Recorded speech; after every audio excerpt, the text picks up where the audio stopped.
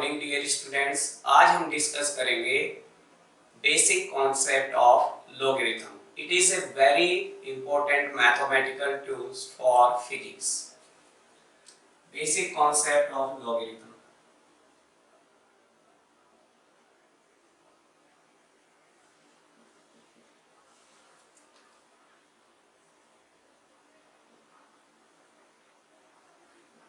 प्यारे बच्चों, लॉगरिथम को कैसे डिफाइन करते हैं?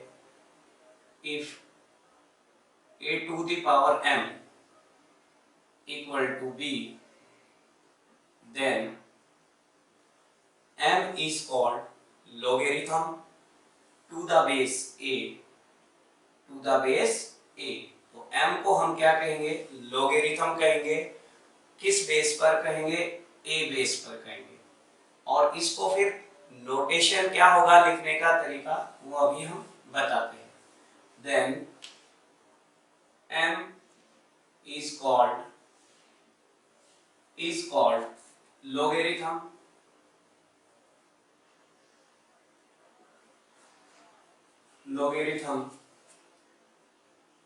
to the base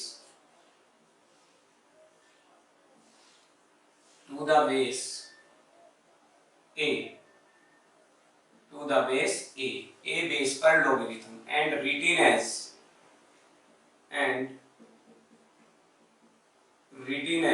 लिखने का तरीका क्या होगा बच्चों? यहाँ पर m equal to logarithm on base a। किसका logarithm? b का। तो ये b, तो यहाँ पर m को हम कहेंगे logarithm। किसका logarithm? Of b to the base a। m is called logarithm of, किसका कह सकते हैं? Of b to the base a, a base पर। तो दैट इज, यानी कि अगर a to the power m equal to b है, देन हम लिख सकते हैं m equal to logarithm of b to the base a। अब प्यारे बच्चों, logarithm टू टाइप्स का होता है। तो टाइप्स ऑफ logarithm की अगर बात करें हम, टाइप्स ऑफ logarithm, तो logarithm के दो टाइप्स होते हैं। First type natural logarithm। Natural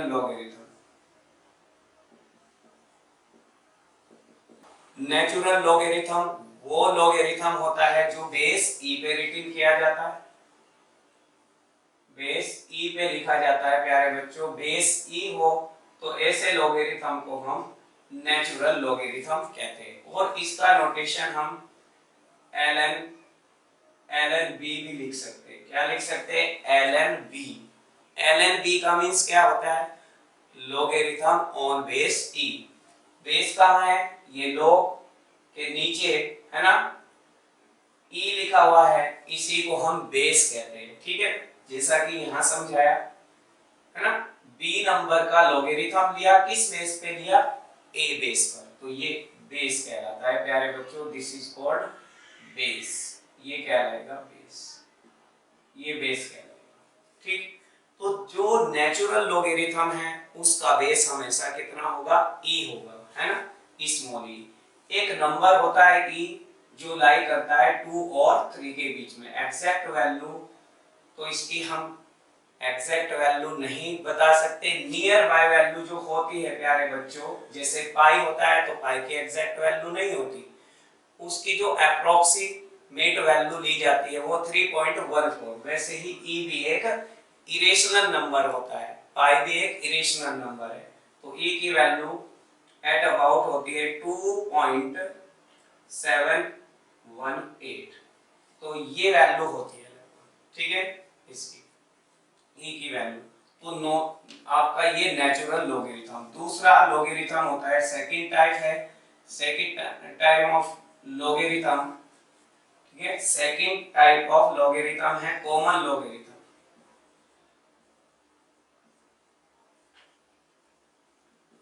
common logarithm क्या होता है प्यारे बच्चों? कॉमन लोगेरिथम में बेस 10 लिया जाता है, याद रखिए। तो बेस 10 लिया जाता है। जैसे log b का अगर हम बेस 10 ले लेते हैं, that is called common logarithm. इसको कहते हैं हम कॉमन लोगेरिथम। तो जब लोगेरिथम 10 बेस पर आपका बेस 10 होता है लोगेरिथम का, तो उसको कहेंगे कॉमन लोगेरिथम। और अगर बेस e है लोगेरिथम का, तो उसको कहेंगे हम नेचुरल लोगेरिथम। हमारा जो यूज होता है वो कॉमन लोगेरिथम हम यूज करेंगे अक्सर। अगर कहीं पर भी नेचुरल लोगेरिथम इन्वॉल्व हो जाता है तो प्यारे बच्चों उसको हमें बेस 10 में बदलना होता है, क्योंकि लोगेरिथम की एक टेबल होती है जिसमें लोगेरिथम की वैल्यू हम फाइंड आउट कर सकते हैं, log 2, log 3, log 4। इसके लिए एक टेबल होती है। जैसे आपने 10th क्लास में ट्रिग्नोमेट्री की एक टेबल पढ़ी है, साइन की वैल्यू, कोसाइन की वैल्यू, tan की वैल्यू, वैसे ही लोगेरिथम की वैल्यू कैलकुलेट करने के लिए भी एक टेबल बनाई गई है ना। और वो टेबल, उस टेबल में जो लोगेरिथम की वैल्यू दी गई वो बेस 10 पर बनाई गई, वो बेस e पर नहीं बनाई गई है। इसलिए अगर कहीं पर e बेस गिवन है तो उसको हमें चेंज करना पड़ेगा बेस 10 में। फिर लोगेरिथम टेबल का यूज करते हुए हम वैल्यू कैलकुलेट कर सकते हैं। तो यहाँ पर इंपॉर्टेंट पॉइंट मिल जाता है कि कन्वर्जन करना। कन्वर्जन किसका करना? Conversion of natural logarithm,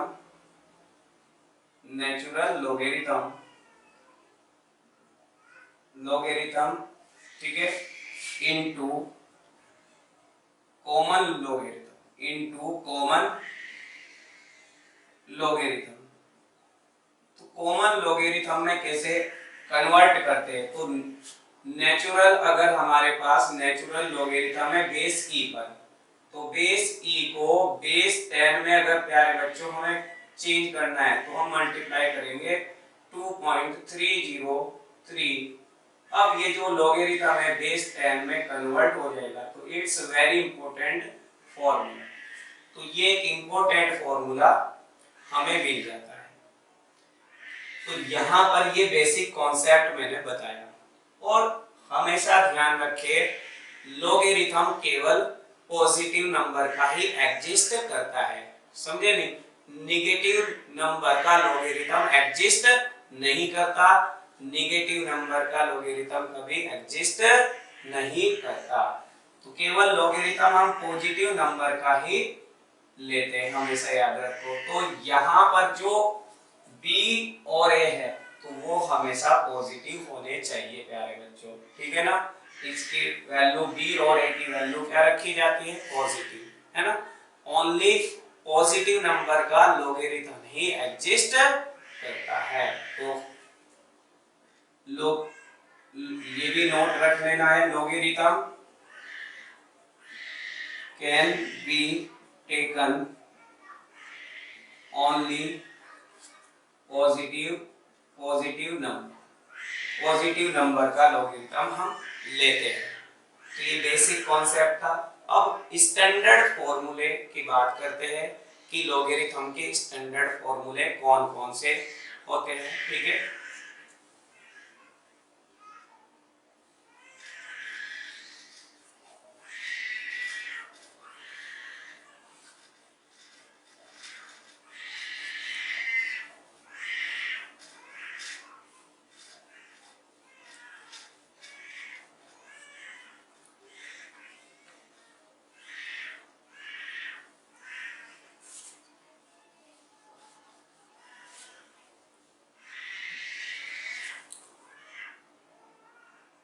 standard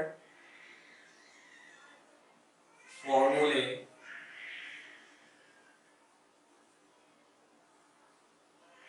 of logarithm. देखो प्यारे बच्चों, first log base e m into n। अगर दो या दो से ज्यादा नंबर लोगेरिथम के मल्टीप्लाई में गिवन हो तो लोगेरिथम क्या काम करता है? मल्टीप्लिकेशन को एडिशन में बदल देता है।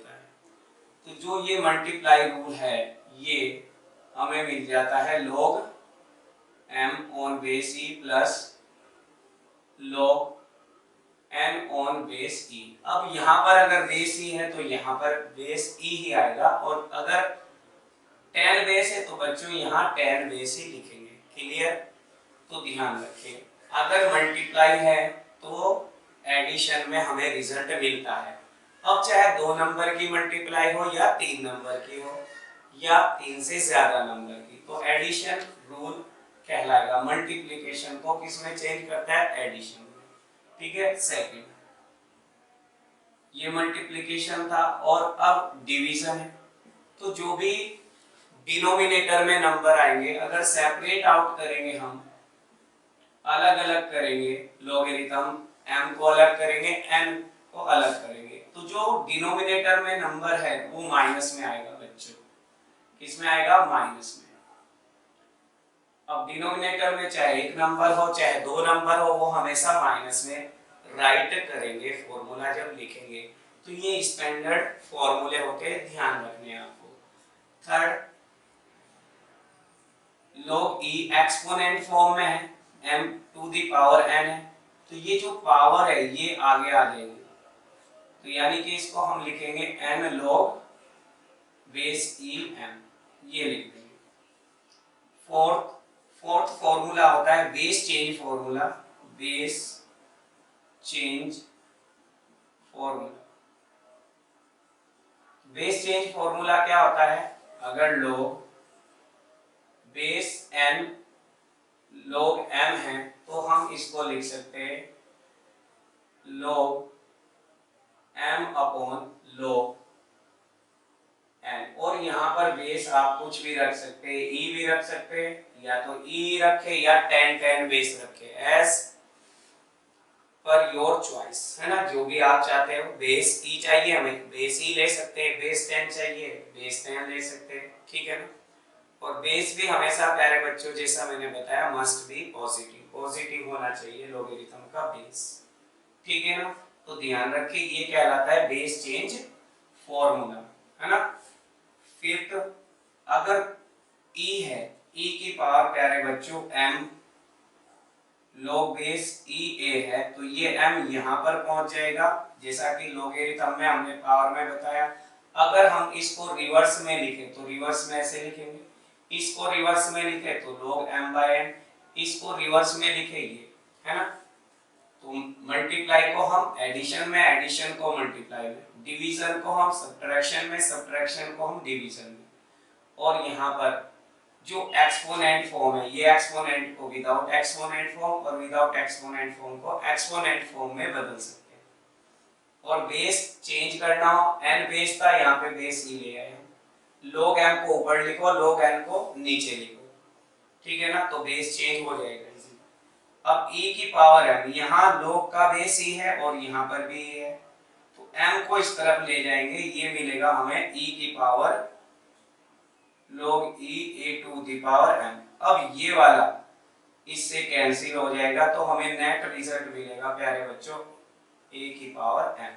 यानी कि अगर आपसे कोई वैल्यू पूछता है इस तरह से 2 की पावर 3 log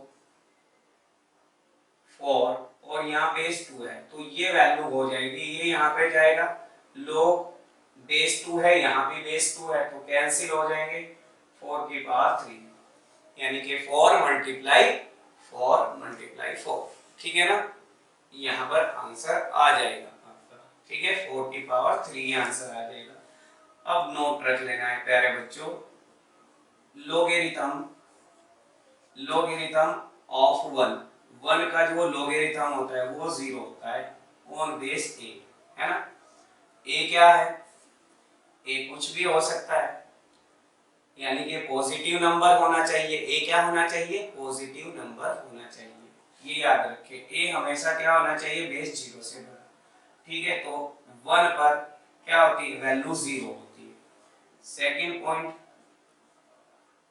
log a 1 होता है, अगर log 2 पूछे तो 1, 3 पूछे तो 1, यानी कि आप यहाँ पे ध्यान रखें कि a is not equal to 1, a 1 नहीं हो सकता कोई भी, दैट इज हम कह सकते ए को ये पॉजिटिव नंबर हो सकता है except 1, that is a is any positive number except 1, 1 को छोड़ के, है ना, कोई भी, उसके लिए ये 1 वैल्यू हो। थर्ड पॉइंट, अगर लोग 0 की वैल्यू पूछे तो लोग 0 डिफाइन नहीं होता, माइनस इंफिनिटी, और लोग अगर इंफिनिटी की वैल्यू कोई पूछे तो इंफिनिटी ही आती है। तो ये ध्यान रखने वाले पॉइंट है बच्चों। और 2 वैल्यू और लर्न कर सकते हैं आप, कौन कौन सी, एक log 2 की वैल्यू, log 2 की वैल्यू बेस 10 पर अगर बात करें 0.3010 होती है, और log 3 की वैल्यू बेस 10 पर 0.4771 होती है। तो काफी है, इतना लोगेरिथम सीख जाना, ठीक है ना, फिजिक्स के लिए काफी है। तो कहीं कहीं फिजिक्स में जब हम थ्योरी, डेरिवेशंस, न्यूमेरिकल्स करेंगे तो फिजिक्स में इस टाइप के टर्म इन्वॉल्व होते हैं, उनको सोल्व करना होता है हमें, तो हमें लोगेरिथम की जरूरत पड़ती है, ठीक है ना, इस मैथमेटिक्स की जरूरत पड़ती है। तो फिजिक्स को पढ़ने से पहले ये लोगेरिथमिक टूल्स समझना बहुत जरूरी है, ठीक है, क्लियर है। अब इसके बाद हम डिस्कस करेंगे बाइनोमियल एप्रोक्सीमेशन।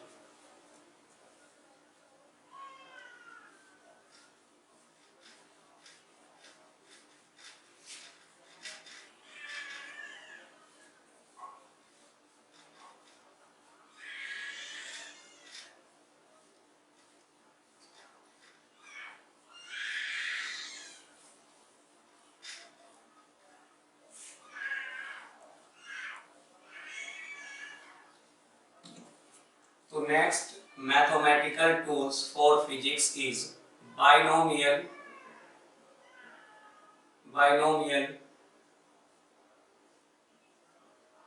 approximation,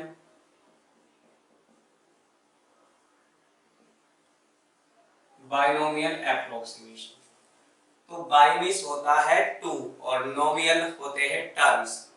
तो जो बाइनोमियल एप्रोक्सीमेशन है बच्चों, 2 टर्म के लिए वैलिड होता है। ये एक्सपोनेंट फॉर्म में एक्सप्रेशन राइट किया जाता है। तो बाइनोमियल एप्रोक्सीमेशन होता क्या है, इसको सीखते हैं। 1 प्लस एक्स की होल पावर n, अगर हम इस 1 प्लस एक्स की होल पावर n का एक्सपेंशन करें, इसका फॉर्मूला लिखे, तो हम लिखते हैं बच्चों 1 plus n x plus n minus 1 upon 2 into x square plus n minus 1 n minus 2 upon हमारा आ जाएगा 1 इंटू 2 और इंटू 3। जैसा यहाँ हमने किया तो एन एक्स अपॉन 1, यहाँ किया 1 इंटू 2, ऐसे ही बढ़ते चले जाते हैं। ओके, क्लियर है ये, इनटू एक्स की पावर इंक्रीज होती चली जाती है and so on up to infinity. तो ये एक्सप्रेशन इंफिनिटी तक जाता है। यहाँ पर कंडीशन है हियर एन क्या है, एनी नंबर, कोई भी नंबर हो सकता है, वो नंबर पॉजिटिव भी हो सकता है, वो नंबर नेगेटिव भी हो सकता है, ठीक है ना, वो फ्रैक्शन भी हो सकता है। तो पॉजिटिव नंबर का मतलब ये पॉजिटिव, नेगेटिव और फ्रैक्शन, कोई भी रियल नंबर हो सकता है, कोई भी फ्रैक्शन हो सकता है। अब बाइनोमियल एप्रोक्सीमेशन होता क्या है प्यारे बच्चों, हमें जो फिजिक्स में यूज करना होता है, इतना लेंथी फॉर्मूला यूज नहीं करना होता है ना। इस थ्योरम का नाम होता है बाइनोमियल थ्योरम। तो यहाँ पर बाइनोमियल एप्रोक्सीमेशन कैसे बनाते हैं कि अगर यहाँ पर इफ, ये इंपॉर्टेंट है, ये यूज करना पड़ता है, इफ जो x की वैल्यू है इफ x सेकंड जो टर्म है x अगर लाई करता है -1 से +1 के बीच में, देन अगर -1 और +1 के बीच में लाई करता है और x की वैल्यू मच लेसर देन है किससे, मच लेसर देन है किससे, 1 से, है ना। तो हम इस फॉर्मूले को राइट कर सकते हैं 1 प्लस एक्स की whole power n equal to 1 plus n x, 1 plus n x. इस फॉर्मूले को केवल 2 टर्म में हम लिख सकते हैं, 1 और n और x की मल्टीप्लाई कर देते हैं, क्योंकि हमने यहां लेट किया है x क्या है, बहुत छोटा है, इससे 1 से बहुत छोटा है, ठीक है। तो ये थ्योरम भी तभी वैलिड होती है बच्चों जब x की वैल्यू जो x है, यहाँ पर जो x है वो -1 से बड़ा और 1 से छोटा। लेकिन अगर बाइनोमियल एप्रोक्सीमेशन हमें लेना है, 2 टर्म लेना है, तो यहाँ पर हम ये भी मान सकते हैं कि जो x है वो मच लेसर देन 1 है। तो देन ज्यादा बेटर है कि आप लिखे x much less than 1, then this is called, अगर ये कंडीशन आप अप्लाई करते हैं तो इस एप्रोक्सीमेशन को कहते हैं binomial approximation. This is called binomial approximation.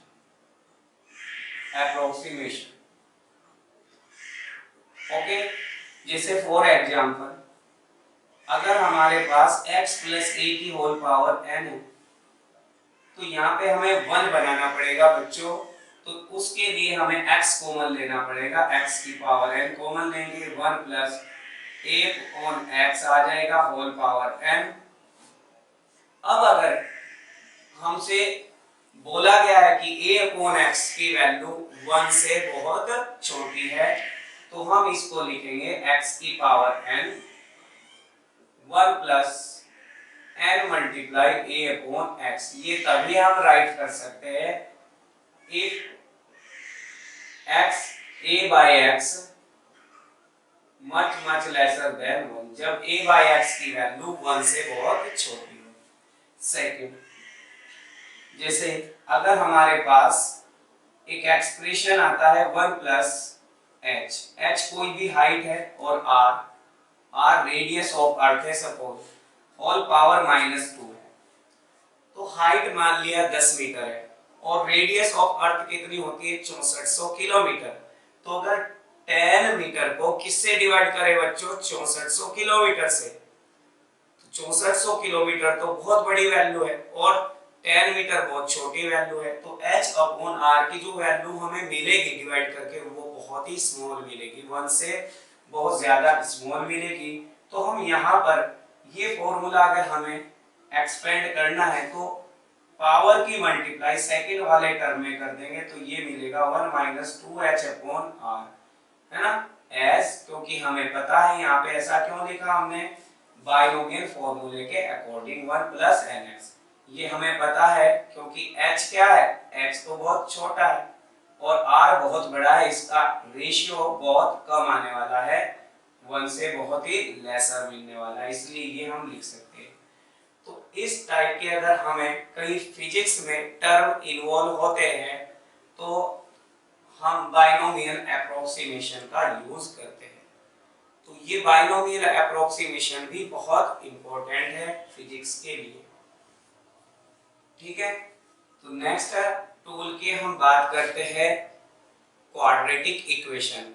Quadratic equation के बारे में बच्चे पढ़ के भी आए हो आप, है ना, 10th क्लास में। उसका भी हमें बार-बार फिजिक्स के अंदर यूज करना पड़ता है to find the roots of quadratic equation, ठीक है ना। तो किस तरीके से हम सोल्व करते हैं क्वाड्रेटिक इक्वेशन, सब बच्चों आप जानते हो कि एक हम क्या क्वाड्रेटिक फॉर्मूला अप्लाई करते हैं। तो क्वाड्रेटिक फॉर्मूला अप्लाई करके हम क्या है इक्वेशन को सोल्व कर लेते हैं। सोल्व करने का मतलब उसके सॉल्यूशन मिल जाते हैं, ठीक है।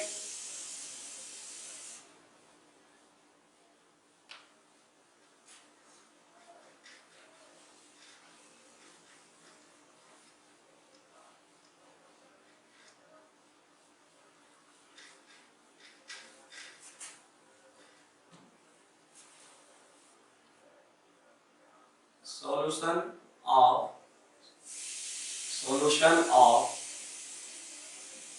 quadratic